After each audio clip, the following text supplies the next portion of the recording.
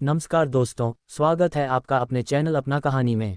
आज की कहानी है समय की कीमत, इम्पोर्टेंस ऑफ टाइम। एक गांव में 3 लड़के रहते थे, राम, श्याम और राजू। तीनों के पिता काफ़ी अमीर थे। तीनों का बचपन बहुत अच्छे तरह से गुजरा था।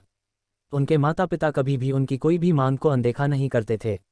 राम के पिता सरपंच थे, श्याम के पिता एक कारोबारी थे और राजू के पिता एक किसान जमींदार थे।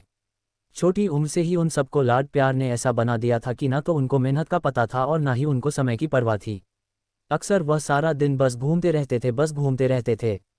नशे और अन्य भोगविलास में डूबे रहते थे, जिससे उनके गांव वाले भी दुखी थे।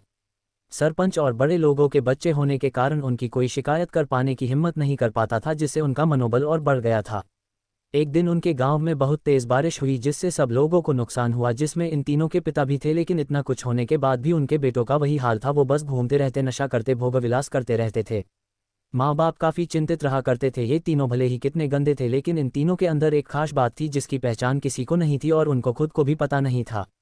राम एक बहुत अच्छा नेता प्रतिपक्ष था, क्योंकि अपने पिता के पास रहते हुए उसको इसका काफ़ी ज्ञान हो गया था, क्योंकि उसके पिता सरपंच थे।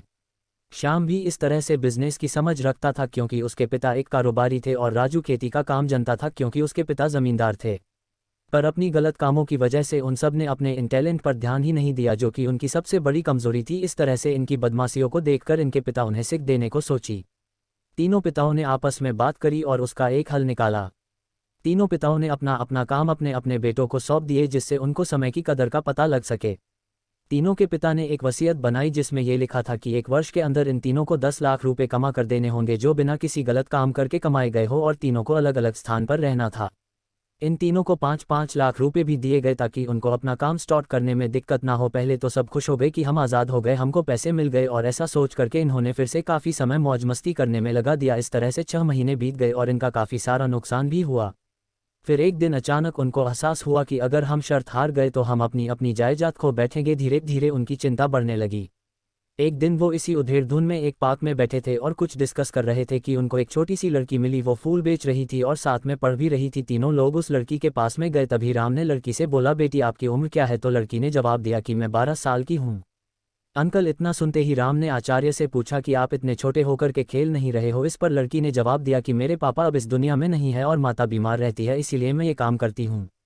ये सुनकर राम ने अपना पर्स निकाला। उसके पास जो भी पैसे बचे थे वो उस लड़की को देने लगा। उसके बाद लड़की ने बोला, अंकल आप भी फूल ले लो, मुझे बहुत खुशी होगी, क्योंकि मैं अगर आपसे फ्री में पैसे ले लूँगी तो फिर मेरा पढ़ाई में मन नहीं लगेगा, मैं कामचोर बन जाऊँगी, क्योंकि यही समय है जिस समय मैं अपना भविष्य लिख सकती हूँ।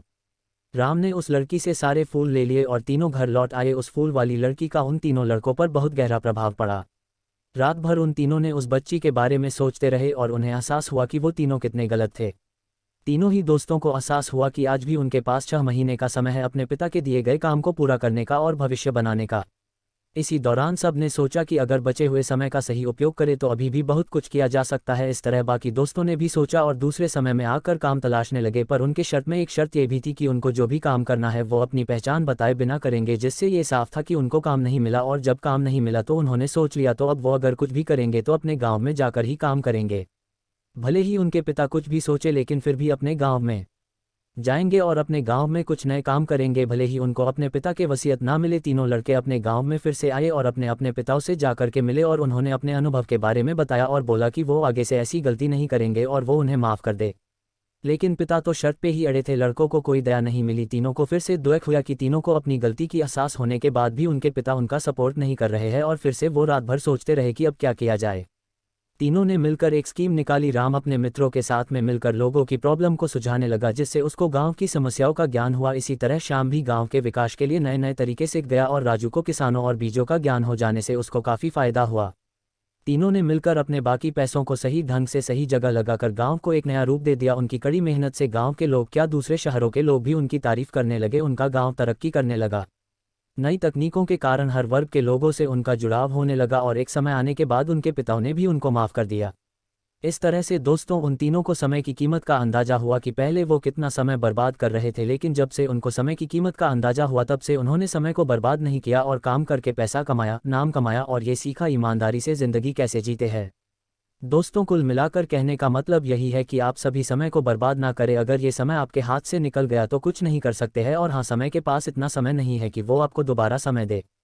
समय बर्बाद करने का हजारों तरीका है, लेकिन आप ऐसा कोई तरीका चुनिए जो आपकी ज़िंदगी बदल दे, इस समाज की ज़िंदगी बदल दे, इस देश का भविष्य बदल दे।